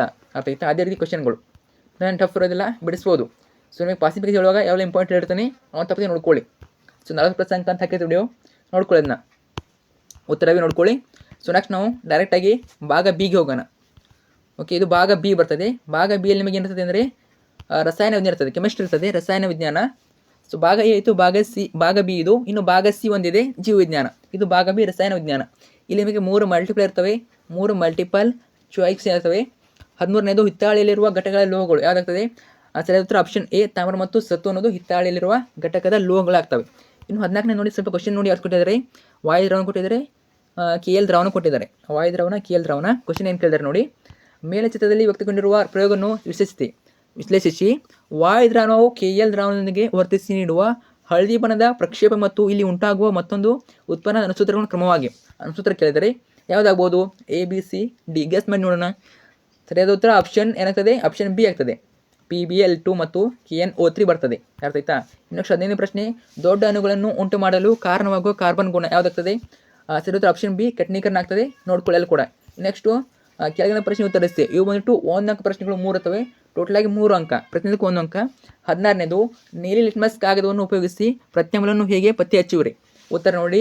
ನೀಲಿ ಲಿಟ್ಮಸ್ ಕಾಗದವನ್ನು ಪ್ರತ್ಯಾಮ್ಲೀಯ ದ್ರಾವಣದಲ್ಲಿ ಅದಿದಾಗ ಲಿಟ್ಮಸ್ ಕಾಗದ ಬಣ್ಣ ಬದಲಾಗುವುದಿಲ್ಲ. ಇನ್ನು 17ನೇದು, ಥರ್ಮೈಟ್ ಕ್ರಿಯೆಯ ಅನ್ವಯಗಳೇನು? ಥರ್ಮೈಟ್ ಕ್ರಿಯೆ ಅನ್ವಯಗಳೇನು? ಉತ್ತರ ರೈಲ್ವೆ ಹಳಿಗಳನ್ನು ಜೋಡಿಸಲು, ಮುರಿದ ಯಂತ್ರ ಭಾಗಗಳನ್ನು ಜೋಡಿಸಲು. ನಂತರ 18ನೇ ಪ್ರಶ್ನೆ, 4 ಕಾರ್ಬನ್ ಪರಮಾಣುಗಳು ಮತ್ತು ಕೀಟೋನ್ ಕ್ರಿಯಾ ಗುಂಪನ್ನು ಹೊಂದಿರುವ ಒಂದು ಅಪರ್ಯಾಪ್ತ ಕಾರ್ಬನ್ ಸಂಯುಕ್ತದ ರಚನಾ ಸೂತ್ರ ಕೇಳ್ಬೋದು ನಿಮಗೆ. 1 ಅಂಕಕ್ಕೆ ನಿಮಗೆ ರಚನಾ ಸೂತ್ರ ಕೇಳ್ತಾರೆ ಇಂಪಾರ್ಟು, ಅಥವಾ 3 ಅಂಕ 4 ಅಂಕ ಕೇಳ್ತಾರೆ. ಕೆಲವು ಸಲ 1 ಅಂಕ ಕೇಳ್ತಾರೆ, ಕೆಲವು ಸಲ 2 ಅಂಕ 3 ಅಂಕ 4 ಅಂಕವರೆಗೆ ಕೇಳ್ತಾರೆ. ಅರ್ಥ ಆಯ್ತಾ. ನೋಡ್ಕೊಳ್ಳಿ ಚೆನ್ನಾಗಿ, ರಚನಾ ಸೂತ್ರ ಬಂದೇ ಬರ್ತದೆ ನಿಮಗೆ. ಅರ್ಥ ಆಯ್ತಾ. ನೋಡ್ಕೊಳ್ಳಿ. ನಂತರ ನಿಮಗೆ 2 ಮಾರ್ಕ್ಸ್ದು 3 ಕ್ವಶನ್ ಇರ್ತವೆ. ಟೋಟಲ್ 6 ಮಾರ್ಕ್ಸು, ಪ್ರತಿಯೊಂದಕ್ಕೂ 2 ಅಂಕ. 19 ನೋಡಿ, ಸಾರಯುಕ್ತ ಸಲ್ಫ್ಯೂರಿಕ್ ಆಮ್ಲದೊಂದಿಗೆ ಸತುವಿನ ಚೂರುಗಳ ವರ್ತನೆಯನ್ನು ತೋರಿಸಲು ಉಪಯೋಗಿಸುವ ಉಪಕರಣ ಜೋಡಣೆ ಚಿತ್ರವನ್ನು ಬರೆಯಿರಿ ಮತ್ತು ಹೈಡ್ರೋಜನ್ ಅನಿಲದ ಗುಳಿಗಳನ್ನು ಗುರುತಿಸಿ. ನೋಡಿ, ನೀವೇನು ಮಾಡಬೇಕು? ಚಿತ್ರ ತೆಗೆದುಬಿಟ್ಟು ನೀವು ಹೈಡ್ರೋಜನ್ ಅನಿಲದ ಗುಳಿಯನ್ನು ಗುರುತಿಸಬೇಕು. ನೋಡಿ, ಇಂಪಾರ್ಟೆಂಟು. ಆಲ್ಮೋಸ್ಟ್ ನಿಮಗೆ ಎಕ್ಸಾಮ್ನಲ್ಲಿ ಒಂದು 14ರಿಂದ 15 ಮಾರ್ಕ್ಸು ಚಿತ್ರಗಳ ಮೇಲೆ ಬರ್ತದೆ. ಅರ್ಥ ಆಯ್ತಾ. ನಿಮಗೆ 80 ಮಾರ್ಕ್ಸಲ್ಲಿ ಒಂದು 14ರಿಂದ 15 ಮಾರ್ಕ್ಸು ಚಿತ್ರಗಳ ಮೇಲೆ ಬರ್ತದೆ. ತಪ್ಪದೆ ನೋಡ್ಕೊಳ್ಳಿ. ನಿಮಗೆ ಚಿತ್ರ ಬೇಕು ಕಮೆಂಟ್ ಮಾಡಿ. ಸೊ ಡಯಾಗ್ರಾಮ್ ಕಮೆಂಟ್ ಮಾಡಿ, ಚಿತ್ರದ ಕಮೆಂಟ್ ಮಾಡಿ. ಸೊ ನಿಮಗೆ ವಿಡಿಯೋ ಹಾಕ್ತೀನಿ. ನೆಕ್ಸ್ಟು ಯಾವೆಲ್ಲ ಚಿತ್ರ ಇಂಪಾರ್ಟೆಂಟು ಯಾವ್ದು ಬರ್ತವೆ ಅಂತ ಸೊ ವಿಡಿಯೋ ಹಾಕ್ತೀನಿ, ನೋಡ್ಕೊಳ್ಳಿ. ಅಥವಾ ಪಾಸಿಂಗ್ ಪೇಜ್ ಹೇಳುವಾಗ ಹೇಳಿರ್ತಾನೆ, ಅಲ್ಲಿ ಕೂಡ ನೋಡ್ಕೋಬೋದು. ಸೊ ಚಿತ್ರಕ್ಕೆ ಎಷ್ಟು ಇರ್ತದೆ? ಅರ್ಧ ಅಂಕ, 1.5 ಅಂಕ ಚಿತ್ರಕ್ಕೆ. ಅರ್ಥ ಆಯ್ತಾ. ಭಾಗಕ್ಕೆ ಅರ್ಧ ಅಂಕ, ಟೋಟಲಾಗಿ 2 ಅಂಕ ಇಂಪಾರ್ಟೆಂಟ್ ನೋಡ್ಕೊಳ್ಳಿ. ಸೊ ಅವ್ರು ಹೇಳಿದ್ದಾರೆ ನಿಮಗೆ, ಅವರು ಸ್ಪೆಸಿಫಿಕ್ ಕೊಟ್ಟಿದ್ದಾರೆ ಸ್ಪೆಸಿಫಿಕ್ ಆಗಿ ಕೊಟ್ಟಿದ್ರೆ ಅವರು ಇಲ್ಲಿ ಕೊಟ್ಟಿದ್ದಾರೆ ಅವರು ಹೈಡ್ರೋಜನ್ ಅನಿಲಗಳು ಅಂತ ಕೊಟ್ಟಿದ್ದಾರೆ. ಅವ್ರು ಕೊಟ್ಟಿದ್ರೆ ಅದನ್ನ ಮಾತ್ರ ಗುರುತಿಸಿ, ಕೊಟ್ಟಿಲ್ಲ ಅಂದ್ರೂ ಎಲ್ಲ ಗುರುತಿಸಬೇಕು. ತುಂಬ ಏನು ಮಾಡ್ತೀರಾ, ಅವ್ರು ಒಂದೇ ಕೊಟ್ಟಿದ್ರೆ ಎಲ್ಲ ಗುರುತಿಸ್ತೀರಾ, ಆಯ್ತು ಮಾಡ್ಕೋಬೇಡಿ. ಅವ್ರು ಯಾವ ಕೊಟ್ಟಿದ್ರೆ ಅದು ಮಾತ್ರ ಗುರುತಿಸಿ. ನೀವೆಲ್ಲ ಗುರುತಿಸ್ತಾ ಕೂತ್ರೆ ಟೈಮ್ ಸಲೋದಿಲ್ಲ, ಅರ್ಥ ಆಯ್ತಾ? ಅವ್ರು ಡೈರೆಕ್ಟಾಗಿ ಕೊಟ್ಟಿದ್ರೆ ಅದನ್ನೇ ಗುರುತಿಸಿ. ನಂತರ 20ನೇದು ನೀರಿನ ಗಡಿಸುವುದಕ್ಕೆ ಕಾರಣವಾದ ಲವಣಗಳ ಹೆಸರಿಸಿ. ಬಿ ಅತ್ಯಂತ ಸರಳ ಹೈಡ್ರೋಕಾರ್ಬನ್ನ ಹೆಸರು ಮತ್ತು ಅನುಸೂತ್ರವನ್ನು ಬರೆಯಿರಿ. ನೋಡಿ ಇಂಪಾರ್ಟೆಂಟ್, ಇದು ಕೂಡ ರಿಪೀಟ್ ಆಗ್ಬೋದು, ನೋಡ್ಕೊಳ್ಳಿ. ಎ ಕ್ಯಾಲ್ಸಿಯಂ ಲವಣಗಳು, ಮ್ಯಾಗ್ನೀಸಿಯಂ ಲವಣಗಳು. ಬಿ ಹೆಸರು ಮಿಥೇನ್, ಅನುಸೂತ್ರ CH4 ಆಗ್ತದೆ. ಸೊ ಎಲ್ಲದಕ್ಕೂ ಅರ್ಧ ಅಂಕ ಇರ್ತದೆ, ಟೋಟಲಾಗಿ 2 ಅಂಕ. ಇನ್ನು 21 ತಾಮ್ರ ವಿದ್ಯುತ್ ವಿಭಜನೆಯ ಶುದ್ಧೀಕರಣ ಉಪಯೋಗಿಸುವ ಉಪಕರಣ ಜೋಡಿಯನ್ನು ತೋರಿಸುವ ಚಿತ್ರವನ್ನು ಬರೆಯಿರಿ ಮತ್ತು ಕ್ಯಾಥೋಡ್ ಅನ್ನು ಗುರುತಿಸಿ. ಕ್ಯಾಥೋಡ್ ಕೇಳಿದರೆ ಚಿತ್ರ ಬರೆದ್ಬಿಟ್ಟು ನೀವು ಕ್ಯಾಥೋಡ್ ಗುರುತಿಸಬೇಕು. ಚಿತ್ರಕ್ಕೆ 1.5 ಅಂಕ, ಭಾಗಕ್ಕೆ ಅರ್ಧ ಅಂಕ, ಟೋಟಲಾಗಿ 2 ಅಂಕ ಇರ್ತದೆ. ಇನ್ನು ನಂತರ 3 ಅಂಕದ 3 ಪ್ರಶ್ನೆ ಇರ್ತವೆ, ಟೋಟಲಾಗಿ 9 ಅಂಕ, ಪ್ರತಿಯೊಂದಕ್ಕೂ 3 ಅಂಕ. ನೋಡಿ 22ನೇದು ಕೆಳಗುಣಗಳಲ್ಲಿ ಸರಿದೂಗಿಸಿದ ರಾಸಾಯನಿಕ ಸಮೀಕರಣ ಬರೆಯಿರಿ. ಪ್ಲೀಸ್ ಕೇಳ್ತಾರೆ ನಿಮಗೆ, ಸರಿದೂಗಿಸಿದ ರಾಸಾಯನಿಕ ಸಮೀಕರಣ ಕೇಳ್ತಾರೆ 3 ಮಾರ್ಕ್ಸ್ಗೆ, ಅರ್ಥ ಆಯ್ತಾ? ಎಲ್ಲ ಕೂಡ ಇಂಪಾರ್ಟೆಂಟ್ ಕ್ವಶನ್ಗಳು ನೋಡ್ಕೊಳ್ಳಿ. ಸೊ ಎಲ್ಲ ಕೂಡ ಕೊಡ್ತಾರೆ, ಇದೇಂತ ಹೇಳೋಕ್ಕಾಗಲ್ಲ, ಕೊಡ್ಬೋದು, ರಿಪೀಟ್ ಆಗ್ತವೆ. ಸೊ 4 ಮಾರ್ಕ್ಸ್ ನೋಡ್ಕೊಳ್ಳಿ, ಅಲ್ಲಿ ಯಾರು ಕೊಟ್ಟಿದ್ದಾರೆ ಅನಾಲಿಸಿಸ್ ಮಾಡಿ, ಅರ್ಥ ಆಯ್ತಾ? ಆ ರೀತಿ ಓದ್ಕೊಳ್ಳಿ, ಈಸಿ ಆಗ್ತದೆ. ನೋಡಿ ಏನು ಕೊಟ್ಟಿದ್ದಾರೆ ಇಲ್ಲಿ, ಮ್ಯಾಂಗನೀಸ್ ಆಕ್ಸೈಡ್ ಪ್ಲಸ್ ಹೈಡ್ರೋಕ್ಲೋರಿಕ್ ಆಮ್ಲ, manganese chloride plus chlorine plus ನೀರು. ಇದನ್ನು ನೀವು ಅನುಸೂತ್ರ ರೂಪದಲ್ಲಿ ಬರೀಬೇಕು, ಅರ್ಥ ಆಯ್ತಾ? ಸರಿದೂಗಿಸಿ ಬರಬೇಕು, ಸರಿದೂಗಿಸಿ ರಾಸಾಯನಿಕ ಸಮೀಕರಣ ಬರೆಯಿರಿ, ಅರ್ಥ ಆಯ್ತಾ? ಸರಿದೂಗಿಸಿ ಬರಿಬೋದು. ಇನ್ನು ನೆಕ್ಸ್ಟ್ ಇದಕ್ಕೆ ತಕ್ಷಣ ಇರ್ತದೆ ಯಾವುದು, ಕೆಳಗಿನ ರಾಸಾಯನಿಕ ಕ್ರಿಯೆಗಳನ್ನು ರಾಸಾಯನಿಕ ಸಮೀಕರಣಕ್ಕೆ ಪರಿವರ್ತಿಸಿ. ಕ್ರಿಯೆ ಕೊಟ್ಟಿರ್ತಾರೆ, ಅದನ್ನ ನೀವು ರಾಸಾಯನಿಕ ಸಮೀಕರಣವಾಗಿ ಬರೀಬೇಕು. ಸಮೀಕರಣ ಅಂದರೆ ಏನು ಕೊಟ್ಟಿದ್ದಾರೆ ನೋಡಿ. ಒಂದೇದು, ನೈಟ್ರೋಜನ್ ಅನಿಲವು ಹೈಡ್ರೋಜನ್ ಅನಿಲದೊಂದಿಗೆ ಪ್ರತಿವರ್ತಿಸಿದಾಗ ಅಮೋನಿಯಾ ಉಂಟಾಗುವುದು. ಇದು ಇನ್ನು 2ನೇ ಕ್ವಶನು, 3ನೇ ಕ್ವಶನು ಉತ್ತರ ನೋಡಿ ಈ ರೀತಿ ಬರಬೇಕು. ಒಂದೇದು H2 + N2 = NH3 ಆಗ್ತದೆ. H2 + N2 ಸೇರಿಬಿಟ್ಟು NH3 ಆಗ್ತದೆ. ಈ ರೀತಿ ಬರಿಬೇಕು, ಅರ್ಥ ಆಯ್ತಾ? ಇದಕ್ಕೂ ಕೂಡ 3 ಅಂಕ. ಸೊ ಚಾಯ್ ಇರ್ತದೆ ನಿಮಗೆ, ಅದು ಆಪ್ಷನ್ ಇರ್ತದೆ, ಅದು ಮೇಲೆ ಬರಲಿಲ್ಲ ಅಂದರೆ ಕೆಳಗಿಂದ ಬರೀರಿ, ಅರ್ಥ ಆಯ್ತಾ? ಆಪ್ಷನ್. ನೆಕ್ಸ್ಟು 23ನೇ ಪ್ರಶ್ನೆ, ABC ಮತ್ತು D ಈ 4 ದ್ರಾವಣಗಳನ್ನು ಸಾರ್ವತ್ರಿಕ ಸೂಚಕದಿಂದ ಪರೀಕ್ಷಿಸಿದ ಅನುಕ್ರಮವಾಗಿ 5, 2, 7 ಮತ್ತು 11 pH ತೋರಿಸಿವೆ. ಯಾವ ದ್ರಾವಣವು ಹೆಚ್ಚು ಹೈಡ್ರೋನಿಯಂ ಅಯಾನುಗಳು ಹೊಂದಿದೆ, ತಟಸ್ಥವಾಗಿದೆ, ದುರ್ಬಲ ಆಮ್ಲವಾಗಿದೆ? ನೋಡಿ ಉತ್ತರವೇ ಬಿ ದ್ರಾವಣ, ಸಿ ದ್ರಾವಣ, ಎ ದ್ರಾವಣ. ಈ 3 ಅಕ್ಷರ ನೋಡಿ, ಇಷ್ಟಕ್ಕೆ ನಿಮಗೆ 3 ಅಂಕ ಇರ್ತದೆ. ಇಂಪಾರ್ಟೆಂಟ್ ಕ್ವಶನ್ ನೋಡ್ಕೊಳ್ಳಿ. ಇನ್ನು 24ನೇ ಪ್ರಶ್ನೆ, ಇಲ್ಲಿ ಕೂಡ ಎ ಬಿ ಕೇಳ್ತಾರೆ. ಎಲೆಕ್ಟ್ರಾನ್ಗಳ ವರ್ಗಾವಣೆಯಿಂದ ಸೋಡಿಯಂ ಕ್ಲೋರೈಡ್ ಅಣುವು ಉಂಟಾಗುವುದನ್ನು ವಿವರಿಸಿ. ಇನ್ನು ಬಿ ಅಲ್ಯೂಮಿನಿಯಂ ಲೋಹವು ಹವಿಯೊಂದಿಗೆ ವರ್ತಿಸಿದಾಗ ದೊರೆಯುವ ಉತ್ಪನ್ನಗಳು ಯಾವುವು? ಉತ್ತರ ಇದು ವಿಡಿಯೋ ಪಾಸ್ ಬಿಟ್ಟು ಉತ್ತರ ನೋಡ್ಕೊಳ್ಳಿ. ಸೊ ಇದು ಕೂಡ ಆಪ್ಷನ್ ಇರ್ತದೆ, ಇದನ್ನು ಕೂಡ ಬರಿಬೋದು ನೀವು, ಅರ್ಥ ಆಯ್ತಾ? ಸೊ ಆನ್ಸರ್ಸ್ ಇವೆ ನೋಡ್ಕೊಳ್ಳಿ. ಓಕೆ, ನೆಕ್ಸ್ಟ್ ಹೋಗೋಣ ನಾವು 4 ಮಾರ್ಕ್ಸ್ ಕ್ವಶನು. 4 ಮಾರ್ಕ್ಸ್ಗೆ 1 ಕ್ವಶನ್ ಇರ್ತದೆ, ಫುಟ್ಲಾಗಿ 4 ಮಾರ್ಕ್ಸು. Important, very important. 25 ನೋಡಿ ಎ ಬಿ ಕ್ವಶನ್. ಇಲ್ಲಿ ಕೂಡ ಎನ್ ಬ್ಯೂಟೇನ್ ಮತ್ತು ಐಸೋಬ್ಯೂಟೇನ್ಗಳ ರಚನೆಗಳನ್ನು ಬರೆಯಿರಿ. ಇದು ಕೂಡ ಇಂಪಾರ್ಟೆಂಟ್, ರಚನೆ ಕೇಳ್ಬೋದು ನಿಮಗೆ 4 ಮಾರ್ಕ್ಸ್ಗೆ, ಅರ್ಥ ಆಯ್ತಾ? ಕೇಳ್ತಾರೆ, ಇಂಪಾರ್ಟೆಂಟ್ ಕೇಳ್ತಾರೆ. ಒಂದು ರಚನೆ ನಿಮಗೆ 4 ಮಾರ್ಕ್ಸ್ ಬಂದೇ ಬರ್ತದೆ, ಅರ್ಥ ಆಯ್ತಾ? ನೋಡ್ಕೊಳ್ಳಿ. ಆಮೇಲೆ ಬಿ ಎಸ್ಟೀಕರಣ ಎಂದರೇನು, ಎಥನಾಲ್ನಿಂದ ಈಥೇನನ್ನು ಹೇಗೆ ಪಡೆಯುವಿರಿ? ಸೊ 2 ಕೂಡ ನಿಮಗೆ 2 ಅಂಕ ಕೊಡ್ತಾರೆ, ಅರ್ಥ ಆಯ್ತಾ? 1+1 ಜೊತೆಗೆ 1 ಟೋಟಲಾಗಿ 4 ಅಂಕ. ಇದಕ್ಕೆ ಅದು ಬರಲ್ಲ, ಇನ್ನೊಂದು ಕ್ವಶನ್ ಅಥವಾ ಕ್ವಶನ್ ಇರ್ತದೆ, ಯಾವುದು ನೈಟ್ರೋಜನ್ ಮತ್ತು ಪ್ರೊಫೈನ್ ಅಣುಗಳ ಚುಕ್ಕಿ ರಚನೆ ಬರೆಯುವಂಥದ್ದು. ನಂತರ ಬಿ ಸಾಬೂನು ಕೊಳೆಯನ್ನು ಸ್ವಚ್ಛಗೊಳಿಸುವ ಪ್ರಕ್ರಿಯೆಯನ್ನು ವಿವರಿಸಿ. ಸೊ 2 ಕ್ವಶನ್ ಬರಿಬೋದು, ಅದು ಬರಲಿಲ್ಲ ಅಂದರೆ ಇದನ್ನು ಬರಿಬೋದು, ಅರ್ಥ ಆಯ್ತಾ? ಸೊ ಚುಕ್ಕಿ ರಚನೆ ಕೇಳ್ತಾರೆ, ಚುಕ್ಕಿ ರಚನೆ ಇಂಪಾರ್ಟೆಂಟು. ರಚನೆ ವಿನ್ಯಾಸ ಮತ್ತು ಚುಕ್ಕಿ ರಚನೆ 2 ಕೂಡ ಬಂದೇ ಬರ್ತವೆ, ನೋಡ್ಕೊಳ್ಳಿ ಚೆನ್ನಾಗಿ, ಅರ್ಥ ಆಯ್ತಾ? ಉದಾಹರಣೆವೇ ಉತ್ತರ ಕಡೆ ನೋಡ್ಕೊಳ್ಳಿ. ನಂತರ ಹೋಗಿ ನಾವು ಭಾಗ ಸಿ ಕಡೆ ಹೋಗೋಣ. ಭಾಗ ಸಿ ಯಲ್ಲಿ ನಿಮಗೆ ಏನಿರ್ತದೆ ಅಂದರೆ ಜೀವವಿಜ್ಞಾನ ಇರ್ತದೆ, ಜೀವವಿಜ್ಞಾನ ಬಯೋಲಜಿ ಇರ್ತದೆ, ಅರ್ಥ ಆಯ್ತಾ?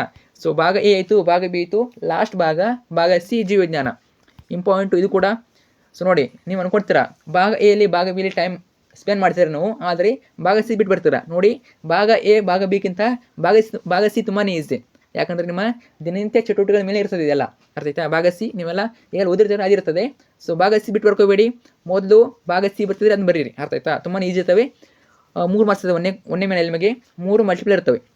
26 ಪ್ರೋಟೀನನ್ನು ಜೀರ್ಣಿಸಲು ಮೆದೋಜೀರ ಗ್ರಂಥಿಯಿಂದ ಸ್ರವಿಕೆಯಾಗುವ ಕಿಣ್ವ ಯಾವುದಾಗ್ತದೆ? ಆಪ್ಷನ್ ಸಿ ಆಗ್ತದೆ, ಟ್ರಿಪ್ಸಿನ್ ಅನ್ನು ಸರಿಯಾದ ಉತ್ತರ. 27 ಯುಗ್ಮಜ 1 24 ಜೊತೆ ವರ್ಣತಂತುಗಳಿವೆ, ಆಗ ಲಿಂಗಾಣುಗಳಲ್ಲಿರುವ ವರ್ಣತಂತುಗಳ ಸಂಖ್ಯೆ ಕೇಳಿದರೆ ಸರಿಯಾದ ಆಪ್ಷನ್ ಡಿ ಆಗ್ತದೆ, 24 ಆಗ್ತದೆ. 24 ಆಗ್ತದೆ, ಅರ್ಥ ಆಯ್ತಾ? ಸೇಮು. ನಂತರ 28 ಕೆಳಗೆ ಕೊಟ್ಟಿರುವ ಚಿತ್ರವನ್ನು ಗಮನಿಸಿ. ಎಕ್ಸ್ ಭಾಗದ ಹೆಸರು ಮತ್ತು ಇದರ ಕಾರ್ಯ ಕೇಳಿದ್ದಾರೆ. ಇಲ್ಲಿ ನೋಡಬೇಕು, ನೀವು ಎಕ್ಸ್ ಭಾಗ ನೋಡ್ಕೋಬೇಕು. ಕೊಟ್ಟಿರ್ತಾರೆ ಚಿತ್ರವನ್ನು, ಆಕ್ಸನ್ ಡೆಂಡ್ರೈಟ್, ಇದ್ರ ಮಧ್ಯೆ ಏನಿದೆ? ಎಕ್ಸ್ ಭಾಗ ಇದೆ. ಇದ್ರ ಏನು ಕೇಳಿದ್ರೆ ಇದ್ರ ಕಾರ್ಯ ಕೇಳಿದರೆ ಉತ್ತರ ನೋಡಿ. ಸೊ ಇಲ್ಲಿ ಆಪ್ಷನ್ ಕೊಡ್ತಾರೆ ಅವರು, ಆಪ್ಷನ್ ಕೊಡ್ತಾರೆ, 4 ಆಪ್ಷನ್ ಕೊಡ್ತಾರೆ. ಆ ಸರಿಯಾದ ಆಪ್ಷನ್ನ ಸೆಲೆಕ್ಟ್ ಮಾಡಬೇಕು ನೀವು. ಅರ್ಥ 4 ಆಪ್ಷನು ಸಿಮಿಲರ್ ಇರ್ತವೆ, ನೀವು ಸರಿಯಾದ ಉತ್ತರನ ಆಯ್ಕೆ ಮಾಡಬೇಕು. ಸರಿಯಾದ ಆಪ್ಷನ್ ಯಾವ್ದಾಗ್ತದೆ? ಆಪ್ಷನ್ ಡಿ ಆಗ್ತದೆ ನೋಡಿ. ಆಪ್ಷನ್ ಡಿ ಸಂಸರ್ಗ ಆಕ್ಸನ್ ತುದಿಯಲ್ಲಿ ಉತ್ಪತ್ತಿಯಾದ ರಾಸಾಯನಿಕ ಸಂಕೇತಗಳನ್ನು ಡೆಂಡ್ರೈಟ್ಗೆ ರವಾನಿಸುವುದು. ನಂತರ ಬಂದ್ಬಿಟ್ಟು ನಿಮಗೆ 1 ಪ್ರಶ್ನೆಗಳು 3 ಇರ್ತವೆ, ಟೋಟಲಾಗಿ 3 ಅಂಕ, ಪ್ರತಿಯೊಂದಕ್ಕೂ 1 ಅಂಕ. 29 ನೋಡಿ, ಸಸ್ಯಗಳಲ್ಲಿ ಕ್ಸೈಲಮ್ ಅಂಗಾಂಶದ ಪ್ರಾಮುಖ್ಯತೆ ಏನು? ಉತ್ತರ ನೋಡಿ, ಬೇರಿನಿಂದ ಇತರೆ ಭಾಗಗಳಿಗೆ ನೀರನ್ನು ಸಾಗಿಸುತ್ತದೆ. ನೋಡಿ, ಸಸ್ಯಗಳಲ್ಲಿ ನಿಮಗೆ ಅಂಗಾಂಶದಲ್ಲಿ ಕ್ವಶನ್ ಕೇಳ್ತಾರೆ, 1 ಅಂಕಕ್ಕೆ ಎಲ್ ಅಂಗಾಂಶದ ಕಾರ್ಯ ನೋಡ್ಕೊಳ್ಳಿ. ಅರ್ಥ ಆಯ್ತಾ? ಒಂದೇ ಬರ್ತದೆ. ನಂತರ 30, ಬಟಾಣಿ ಸಸ್ಯಗಳನ್ನು ವಿಭಿನ್ನ ರೂಪಗಳನ್ನು ತೋರಿಸುವ ಕೆಳಗಿನ ಕೋಷ್ಟವನ್ನು ಗಮನಿಸಿ ಕೊಟ್ಟಿದ್ದಾರೆ ನೋಡಿ. ಬೀಜದ ಬಣ್ಣ, ಹೂವಿನ ಸ್ಥಾನ, ಹಸಿರು ಜಿ ಆಗ್ತದೆ, ಏನು ಹಳದಿ ಜಿ, ಸ್ಮಾಲ್ ಜಿ. ಕಾಂಡದ ಮಧ್ಯ ಕ್ಯಾಪಿಟಲ್ ಎ, ಕಾಂಡ ತುದಿ ಸ್ಮಾಲ್ ಎ. ಉತ್ತರ ನೋಡಿ ಏನಾಗ್ತದೆ?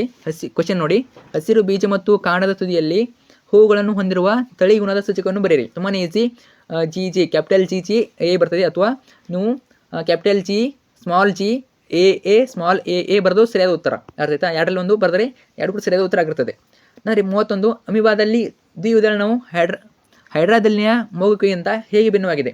ಹೈಡ್ರಾದಲ್ಲಿನ ಮಗುವಿಗೆ ಕೇಳಿದರೆ ಹೇಗೆ ಭಿನ್ನವಾಗಿದೆ? ಉತ್ತರ ನೋಡಿ, ಅಮೀಬಾದಲ್ಲಿ ತಾಯಿ ಕೋಶವು ವಿಭಜನೆ ಹೊಂದಿ 2 ಮರಿ ಕೋಶಗಳು ಉಂಟಾಗುತ್ತದೆ, ಇದಕ್ಕೆ ಅರ್ಧ ಅಂಕ. ಇನ್ನು ಪುನರಾವರ್ತಿತ ಕೋಶ ವಿಭಜನೆಯಿಂದ ಬೆಳೆದ ಮಗು ಬೆಳೆದ ನಂತರ ತಾಯಿ ದೇಹದಿಂದ ಬೇರ್ಪಟ್ಟು ಸ್ವತಂತ್ರ ಜೀವಿಯಾಗಿ ಬೆಳೆಯುತ್ತದೆ. ಇಷ್ಟು ಕ್ವಶನ್ಗಳು ನೋಡ್ಕೊಳ್ಳಿ. ನಂತರ 2 ಅಂಕ ಪ್ರಶ್ನೆ 2 ಇರ್ತವೆ. ಅರ್ಥ ಆಯ್ತಾ? ಟೋಟಲಾಗಿ 4 ಅಂಕ, ಪ್ರತಿಯೊಂದಕ್ಕೂ 2 ಅಂಕ. 32 ನೋಡಿ, ಕೆಳಗುಣಗಳನ್ನು ಗುರುತು ಹೆಸರಿಸಿ ಕೇಳಿದರೆ, 1ನೇದು ಮಾನವರ ಶ್ವಾಸನಾಳದಲ್ಲಿ ಗಾಳಿ ಹಾದು ಹೋಗುವ ಭಾಗವು ಕುಸಿಯದಂತೆ ತಡೆಯುವ ರಚನೆಗಳು. Very important. ಉತ್ತರ ನೋಡಿ. ಇನ್ನು 2ನೇ ಕ್ವಶನ್ ನೋಡಿ. ಮೊದಲು, ಮೂತ್ರಪಿಂಡವು ರಕ್ತದಿಂದ ಬೇರ್ಪಡಿಸುವ ನೈಟ್ರೋಜನ್ ಯುಕ್ತ ರಾಸಾಯನಿಕಗಳು. 1ನೇ ಆನ್ಸರು ಮೃದ್ವಸ್ಥೀಯ ಉಂಗುರಗಳು, 2ನೇದು ಯೂರಿಯಾ ಮತ್ತು ಯೂರಿಕ್ ಆಮ್ಲ ಆಗ್ತದೆ. ಇದಕ್ಕೆ ಅಥವಾ ಇರ್ತದೆ ಕ್ವಶನು ಎ, ಸಸ್ಯಗಳಲ್ಲಿ ಮತ್ತು ಪ್ರಾಣಿಗಳಲ್ಲಿ ಹೆಚ್ಚಾದ ಗ್ಲೂಕೋಸ್ ಯಾವ ರೂಪದಲ್ಲಿ ಸಂಗ್ರಹವಾಗುತ್ತದೆ? ಇನ್ನು ಬಿ, ಮಾನವನ ಸಣ್ಣ ಕುರುಳಿನಲ್ಲಿ ಜೀರ್ಣವಾದ ಆಹಾರವನ್ನು ಹೀರಿಕೊಳ್ಳುವ ರಚನೆಯನ್ನು ಹೆಸರಿಸಿ. 1ನೇದು ಸಸ್ಯದಲ್ಲಿ ಪಿಷ್ಟ, ಪ್ರಾಣಿಯಲ್ಲಿ ಗ್ಲೈಕೋಜನ್.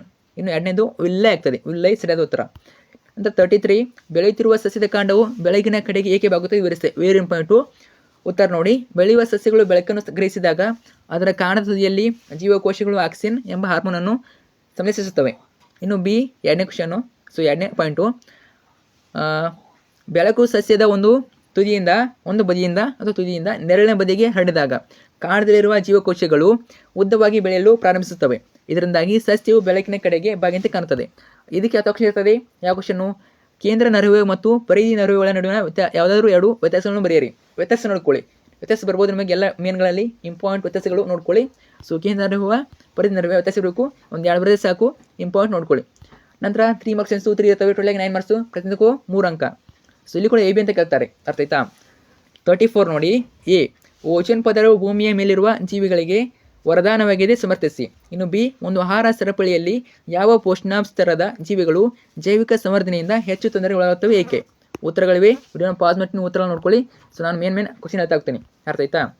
ಸೊ ನೆಕ್ಸ್ಟು 35 ವಿವರಿಸಿ ಕ್ವಶನ್ ಇರ್ತವೆ. ವಿವರಿಸಿ ಕ್ವಶನು ಎ, ವಂಶವಾಹಿಗಳಿಂದ ಸಸ್ಯದ ಎತ್ತರಕ್ಕೆ ನಿರ್ಧರಣೆ.